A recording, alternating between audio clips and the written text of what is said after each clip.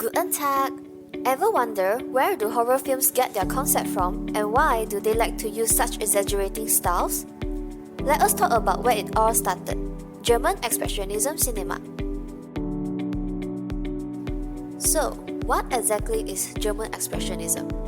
It is one of the film movements that starts around the early 1920s that shows its significant elements in order to differ from the classical Hollywood with its own unique style and mise-en-scène.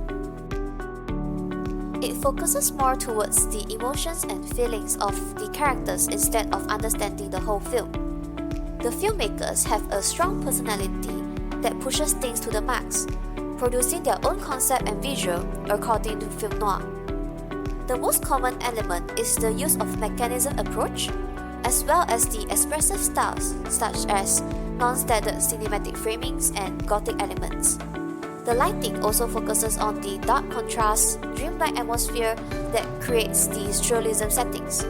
The absurd and non-realistic settings stimulates the brain as it also shows intellectual topics and expresses their feelings such as betrayal, madness, and insane. German films back then, compared to Italian realism films or Soviet films, they do not show much of people from the lower class society, but still talks about them, especially the social class status.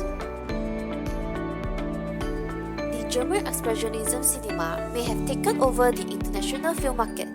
It however lost its place in the late 1920s, with the arrival of Nazis that only allowed the production of propaganda films. Most of the German filmmakers left for Hollywood to build back their own films. The elements and styles did not die in the film movement, and yet still brings huge influence to the future cinema, presenting the unique elements in the films, as well as the rise of film noir and horror genres. Speaking of German Expressionism cinema, who would forget about F.W. Murnau and Fritz Lang, some of the well-known German filmmakers that brings the German cinema to life. Murnau was dubbed as a film industry genius, as his films tends to use real scenes and fusing scenes with dreams together perfectly. He was also known to have produced the first ever vampire character, Nosferatu, that hence became one of the representative works of German Expressionism cinema and influenced the creation of vampire-related films that provided excitement to the audience.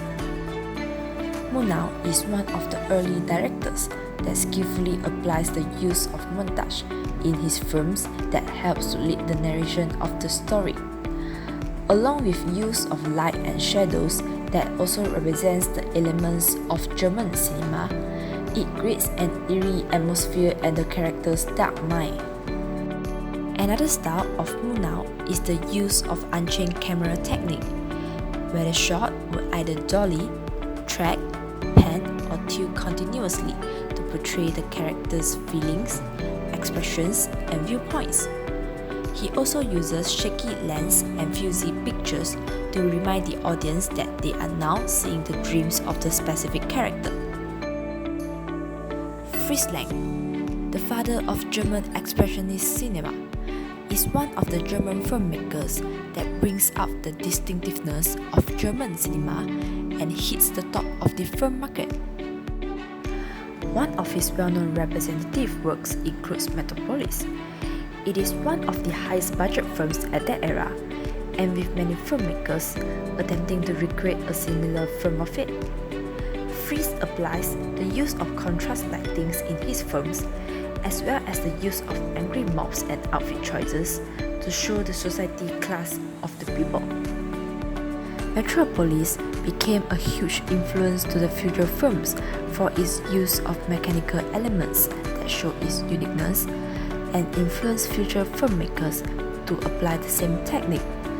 For example, Tim Burton applied the mechanism approach in his films Edward Scissorhands and Batman's Returns.